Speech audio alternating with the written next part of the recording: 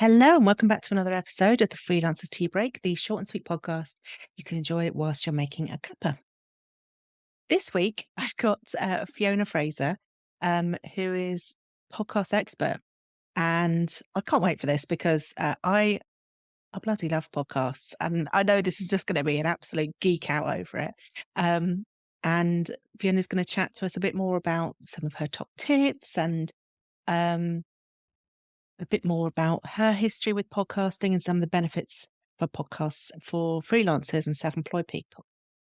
So first of all, I've done a very brief intro, but Fiona, in your own words, would you just like to do a little introduction and tell us a bit about you? Of course. So I am the founder of the UK's only podcast PR agency, Power PR, which is how I kind of got started with podcasts. So I work with big production companies, quite well-known talent on their podcasts.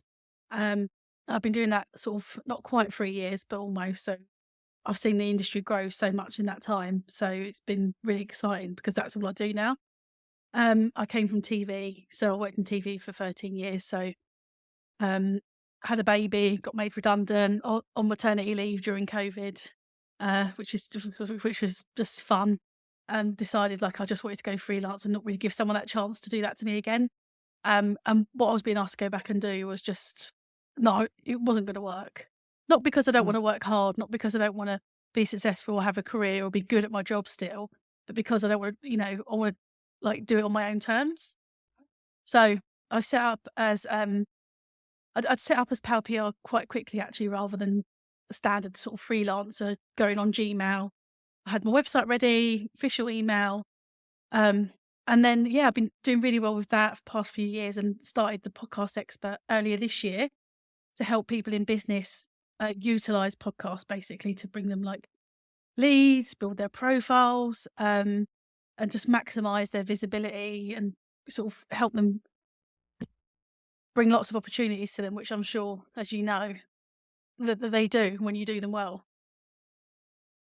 It's incredible, isn't it? Because they've been around for so long. Like I remember listening to the Ricky Gervais podcast and the Scott Mills podcast back in, well, I was at uni, so like 15 years ago or something. So they have been with us for a while, but Ricky it seems Gervais like didn't it's only call it a been, podcast, did he? He didn't call it a no, podcast.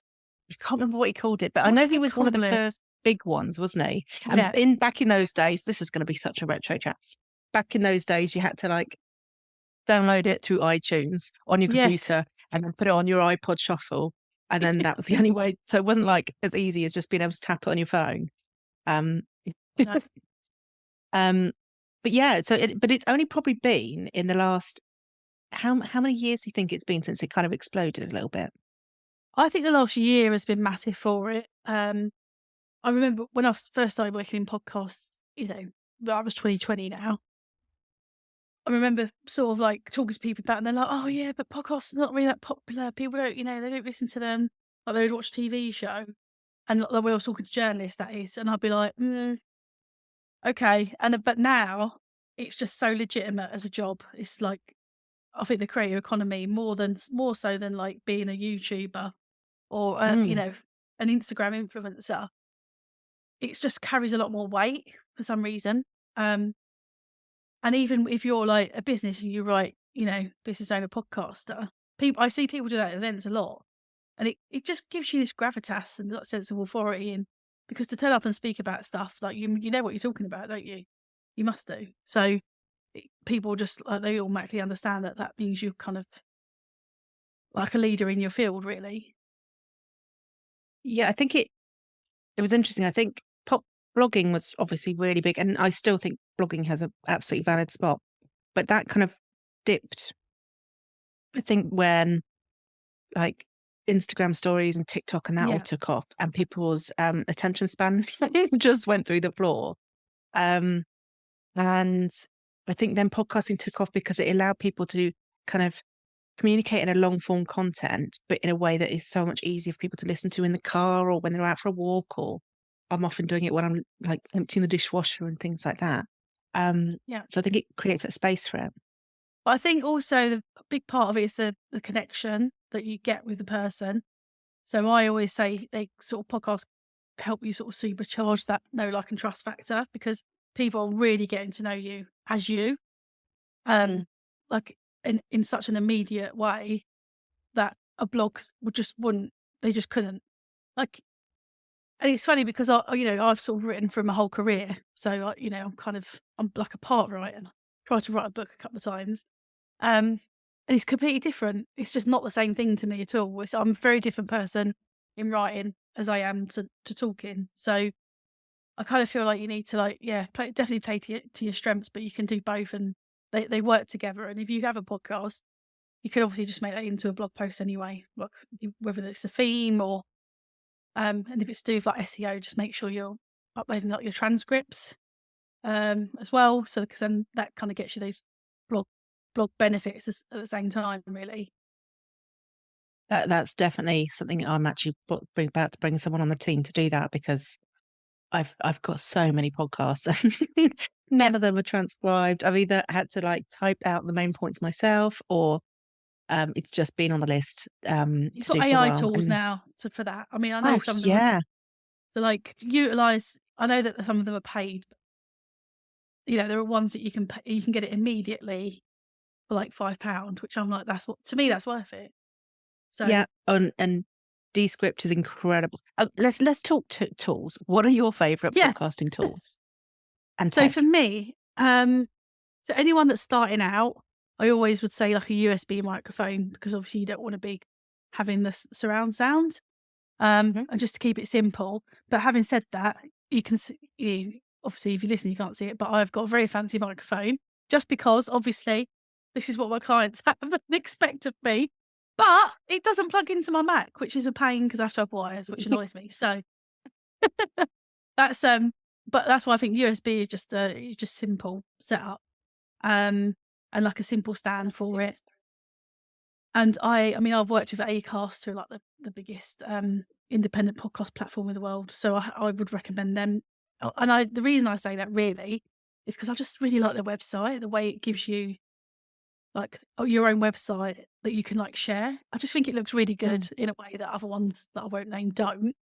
Um, I don't know. That's just a personal preference, I guess. And then for anyone starting out, Audacity is like obviously a free recording software you can use.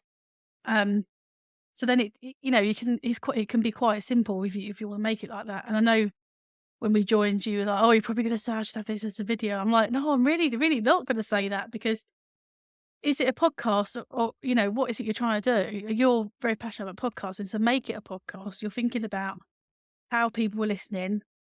They're gonna be doing the dishwasher, they're gonna be going for a walk. They're not gonna be watching it then, are they? You already understand who your listeners are and their behaviour. So by all means, if you wanna, have clips and stuff for social, you just do it as audiograms, really. So I think people can start to really overcomplicate it and be like, "Oh, but if I do this, then I need to do that," and it starts to become really overwhelming. So simple is best sometimes. Yeah, I definitely found this earlier in the year that, I was worrying so much about the intro music, the outro music, and the music underneath, and that in particular was such a faff in terms of, like, Mhm. I couldn't find a tool that made it the right volume and also allowed me to edit the sound if I had guests on and the different sounds. I just I just dropped the background music because it just ended up overcomplicating it so much more and just And do you added really too many need it? steps. Like, do you No, actually I need don't. it? I don't. I've never had anyone say, "Oh, that could have done with some background music." I don't think No. that's a thing. And actually, a lot of the big ones don't have it, do they? No, if you're just talking, I don't really know why you need background music personally, but, oh, yeah, if it's a headache, I just, yeah, don't do it to yourself, because if and also it then muddies the sound, and the people, is that what, yeah, people then gonna lose what you're saying. It's not like a jingle show, entertainment show where if people coming to listen to learn, aren't they, really? And be entertained by it as well, obviously, but it's kind of like, yeah, I think it can get overcomplicated. So, what do you think makes a good podcast? I think having like a clear idea of who you're talking to first and foremost, and a clear concept that they know it's for them, um, because it's kind of like if you don't know who you're talking to, then you're literally talking to, a brick wall. And then and if you don't know how to tell the person that you're talking to them, then they're not gonna know to listen. So those 2 things to begin with are really really key when I help people. I've got like a get your podcast, idea done in an hour, less than an hour workshop where it's literally just like, Mm. do this, do this, do this, and you have a concept that's like clear on who you're talking to and that. So I kind of like, it's taken me a while to break all of that down because I feel like that's people still do struggle with that a little bit, in explaining it. So definitely make sure you've kind of got a good elevator pitch, because that should be before you start. You should be able to say in kind of 1 sentence or 2 sentences what the podcast is about and who it's for. Um, Even just answering literally those 2 questions in 1 sentence before you record is going to do you the world of good, I think, because you'll just be so much clearer. Yeah, I think generally for freelancers in general, that's a good thing Yeah, to do anyway. Um, it's stuff that, and what the I kind problem is we're refining it all the time, aren't we? I mean, it's changing, and it's kind of like, oh, so it does feel like another thing to keep on top of. But I think that if you could just, yeah, even if it's just like for that quarter, that's who you're talking to, then it's fine if it changes slightly as well. So don't think, oh, I've got to wait because in 6 months it's going to be X, Y, Z. It's like, well, in 6 months, then you can just, you could change it if you need to. Yeah, and I've seen that happen quite a lot with people. They might end a podcast and then start a different one or change direction. Yeah, there's no reason why you have to stick with it forever. That's the kind of beauty of No, podcasting. series are often best, to be honest. If you're just starting out, because you have the overwhelm can come if you think, oh, I've got to make this every day, every week, the rest of my life. It's like, no, you don't. Um, you really don't have to do that. But if you've got, so I'm on the fence at the moment. So I'm exhibiting the podcast show probably the week this is coming out. And I'm like, oh, should I just quickly launch my podcast before I go, which is now 2.5 weeks away, which is crazy. But I've already got the idea. I know the schedule, so it's kind of like I could just go and do it because I've kind of roughly got it all mapped out already. And then it's up to me if I make that an 8-part series, or that's eight months of worth of episodes, really. I think it's so much more accessible as well with I think Spotify has probably do you think it's had a bit of an impact on the podcasting world and the explosion of it now? I think most people are still very much Apple. That's the thing. So I don't know. I'm not a Spotify person. Everything's Apple for me. So I think having both, like, with the 2 really big platforms in itself, um, Yeah. really helps, definitely. And the fact that kind of the industry has realised that, like, they just need to pump them onto those platforms. I mean, that's obviously problematic in some ways, but not for if you're like a freelancer, then you should, really, you just want to make it accessible wherever people can get it. So you can Yeah, literally just link it Google with, podcasts and all sorts. yeah, Google, I think, are stopping now, but YouTube are Oh, are starting now. they? So, yeah, I'm pretty sure Google are stopping and YouTube are starting. So, Yeah, I think I downloaded the YouTube, I think they might have had a special app or I've signed up for something anyway, but, mm, yeah, I need to do that because all mine go I use, a tool called repurpose.io, and it automatically pulls my, podcast feed into YouTube, but if I can do that through YouTube, that might be one less tool to use. I think Um, that's their aim really, is that they could, because they know they can't quite get the balance right with the video podcasting. So I think they just want to be like this just for podcasts. yeah, I've noticed there's a few podcasts that I follow. I watch the video version on YouTube, but they also have a Spotify version. And I noticed a lot of them are actually pushing for people to go subscribe and listen on Spotify instead because they make more money that way. So I Yeah. think if YouTube are going to do that, they need to change their ad revenue or how they do that. But it's interesting. So uh, basically, if you're a sort of top 100 chart podcast, then you are going to make more money from Spotify, because basically the advertisers will pay for listens. But if you're a Mm. freelancer with no audience, you're going to be quicker to earn money from YouTube, because you can start at 1,000. I think it's 1,000 views, you could start to generate some income. Whereas with podcasts, it's probably more like 10,000. So yeah, it's just interesting, really, isn't it? Like, kind of at what point you Mm. start to make those moves. But you earn money quicker on YouTube than you do through a podcasting platform. But Acast do. God, they're getting a lot out of me today, aren't they? But they are starting to support people with ads as well. Like that people could just get slotted in at certain points because if everyone's waiting to make 10,000 listens to make any money from their podcast, then they're going to be waiting a long time. And also, all the stuff I teach is like make money because you've got a podcast, not from it. So Yeah, that was definitely something I wanted to dip into because I don't make any money from the podcast directly. It is all because people listen to the podcast and they come join the Facebook group quite often, yeah, um, or yeah, my mailing list or things like that. Um, to be honest, I haven't really. I'm on. I use Libsyn for mine, but I probably need to consider Acast um, with those kind of that stats figures. So I guess it could be an income, a potential income stream, but I've always just assumed it's like marketing, a bit like using Instagram or blogging and things like that. That's not the way the money comes in. It's from essentially marketing what you know and, like you were saying earlier, being an expert. but if you do have an engaged podcast audience, then you can like it could be that an Acast let you do this, so you can do these private. I wish they were paying me for this. They have paid me in the past, so that's Have you fine. got an affiliate link? I haven't got yes, it's more a case of that you get free.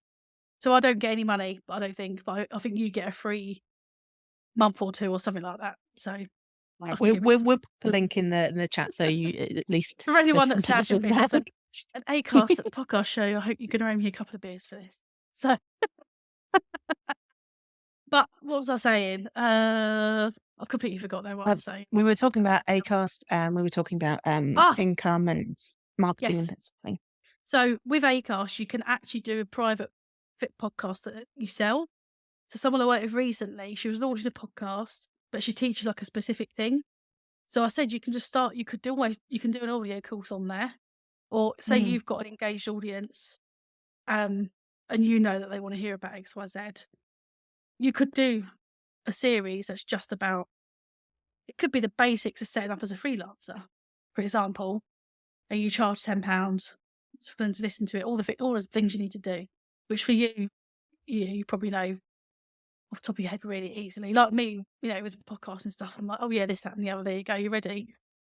You could turn that into a paid podcast for people to download and buy that are thinking of starting out. So, I mean, obviously, it's like I know it's like slightly low hanging fruit, but these are all things that stay. If you're building an audience, you could start that start to add up really because you don't know who's listening. Like, are they already a freelancer? Are they interested? They see you as a source of authority, and they're like, "Oh, okay, right, I'm ready to make this leap. What do I need to do?" Um, yeah, and then like base it on your business, and it becomes part of your products offering, really. Yeah, I use Hello Audio for a private, although at the moment it's just a private feed for anyone that buys my courses, which is Ah, just sort of ad hoc behind the scenes stuff. And then I have it for my courses. But largely my motivation around that is to make it more accessible. And I yeah, know when I've joined summits recently and things like that, when they have an Audible feed, like a Hello Audio feed or whichever, or like it sounds like Acast are offering it as well, I'm so much more likely to absorb the content. yeah, And I know that's not for everyone. I know not everyone loves audio. Everyone's not an audio learner. Um, but I think it's going to become a part where you have to have some kind of audio elements or audio accessibility for courses and trainings now. 100%. All the big people, in the online world, are making sure above and beyond that their stuff's accessible because people just learn differently. Mhm. And you have to just take that into account. So, and even to an extent, that's why you would do the transcripts for your podcast because if people, I mean, are deaf, then they can still sort of essentially read it if they wanted to. So these, it's hard when you're like a solo business owner trying to, do all these big things that big companies do. But those people are going to appreciate, you for it. So it's definitely worth thinking about. Just looping back to like maybe some of the reasons why a freelancer or a small business owner might want to start a podcast. You kind of touched on that it helps you kind of develop that expert status. Are Mhm. there any other benefits for small businesses? Yeah, I mean, for me, obviously, it's huge in terms of audience building. It puts them in an expert status. It gets them access to people they might not have had access to, so it helps with kind of networking and essentially lead generation at that point as well. If you ask, it's kind of always talk about the power balance of podcasting. In terms of like, if you've got a podcast and you ask someone bigger than you to come on it, they're more likely to say yes than you going on theirs. So Hmm. just by having it, you get access to people that you might not have previously had access to. Uh, yeah, and I think it's just like all that sort of authority building, and also helps you with your marketing if you kind of make it like turn it into part of your marketing in terms of like, this is what I'm talking about this month, and this is what I'm going to take for the podcast. And it can be newsletters, it can be social, so it becomes this whole sort of like ecosystem of marketing. That's kind of how I teach people to do it, so that it becomes less draining. The whole like social media churn, algorithm, frustrations. It takes you away from that really, and hopefully take some of the pressure off, because there is just like so much to do as when you're working for yourself. Um, so whatever we can do to it's not even cutting corners because it's effective. So I wouldn't even say it's cutting corners, but saving time, and being sort of efficient is like a good thing, right? Absolutely. I think one of the things you touched on there as well is like obviously we've mentioned about having your own podcast. And I know this is something you're going to be launching something about later in the month, but what about if you just want to be a guest on a podcast? What are the kind of benefits or tips around that?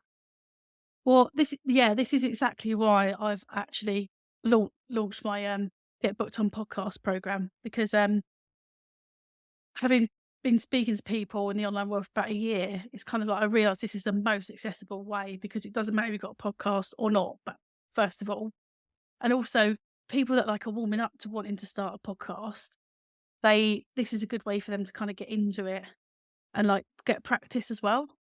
Um, so you have to.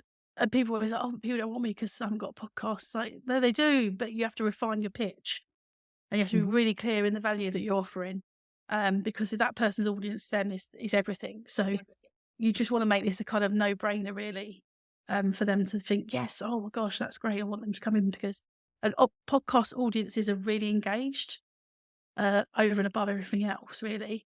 So if you're getting that kind of like authority by association, um, it just has massive benefits, really, in terms of people connecting with you. And then obviously you're just going to be really clever about making sure they know how to find you, and where to come and get your information afterwards, so that they are interested in what you're offering. Then um, they can help. And also, to be honest, most people I speak to as well about the podcast, like, they just love it and it's fun. They get to meet all these cool people. We're all sort of, most of us are probably stuck in the house alone most of the week, and it's just like, it's really nice to just have these like intense chats with people. We've got so much in common, but we're all doing different things. So there's that, but also it's the long tail of it all as well. So where we're living in a kind of 24-hour cycle with Instagram and stuff, the benefits will just keep coming. For even I've had people tell me years later, they're still, obviously not most people haven't been going years, so those who have, but like, people are still come back and find that interview I did with so and so and coming to me. I get emails and messages most days from people about podcast interviews that I've done. Um, so it's kind of then, you're not starting from scratch every day of like, right, who's I going to find? Who's going to find me today? It's like it's already out there in the ether. It's already happening for you. So that's the bit that I just find really exciting. I think people are starting to use podcasts like searching Google for things. Like now, Yes. sometimes I will. Sometimes I go to YouTube, but sometimes I just want to think, oh, I'm going to search for this topic, find a podcast episode on it, and listen to it whilst I'm doing this or this, rather Yeah. than thinking, oh, I'll find a video, save it to my watch later, and never listen to it or never watch it. And I think it is, yeah, it's the SEO benefits as well. Oh, for sure. If you Google me, I think LinkedIn's first, and then it's podcast interviews after that. And Yeah. it's perfect, really. And like you Anything that say, helps get me up. yeah, and it's just fun. It is the most fun way of marketing yourself. Like I do enjoy Instagram and things like that, but this is just so much. I mean, editing is not the most fun bit, but the actual just chatting and finding out about businesses and what makes people tick is just really fun. I think with the editing as well, I always say to people, outsource that as quickly as you can. It doesn't have Mm. to be that it's not actually probably as expensive as you think most of the time. So, like, if you the drain that you've got doing it, just like if you can find somebody to help you with that, do it because it's just going to be so much easier for you. Then you can just record it, dump it in Dropbox. They deal with it. Done. You get them to upload it as well if you can. So you don't even Yeah, have to do and if they that. can do the transcription as well, well, chef's kiss.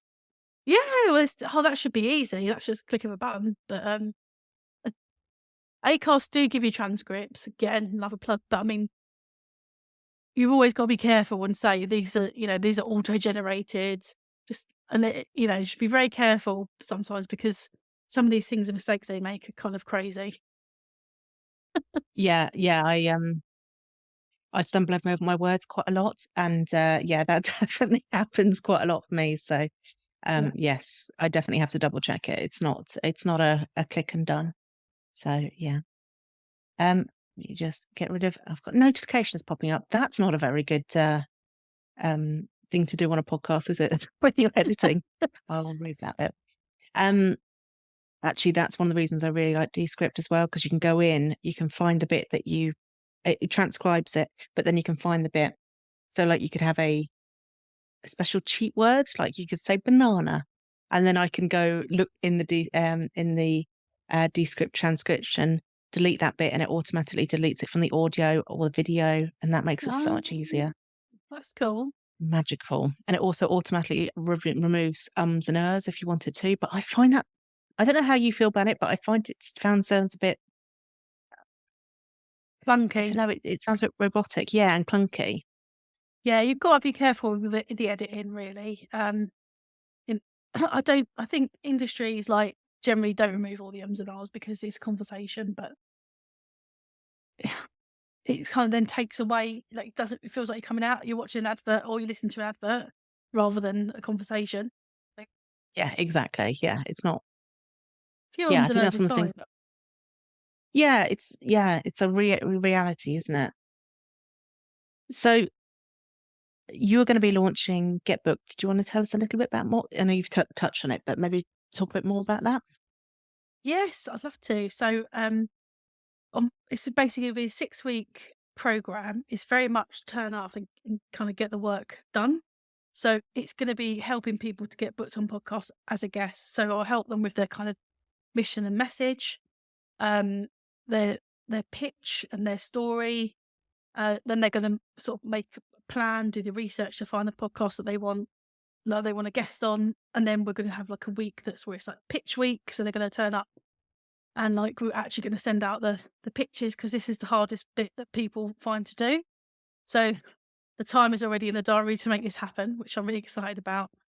And then I'm going to be having a specialist sort of a voice coaching who's really cool, helping with just how to prepare for interviews, like either that's warming up or being confident in how you speak and not being scared of how you sound. So she's going to be doing a session on that, and then I'll have like Q&As and basically a session on how to promote your interviews and get the most out of it for sort of marketing purposes. So it's going to be quite a full on 6 weeks for those coming on, which I've already got like a really brilliant group for it. So yeah, I'm excited. So it starts on the 5th of June, and basically it's going to be available to book again from the 22nd of May, just for 1 week only, because then we'll have a week off and then it starts. So yes, I'm really excited to see that. Perfect.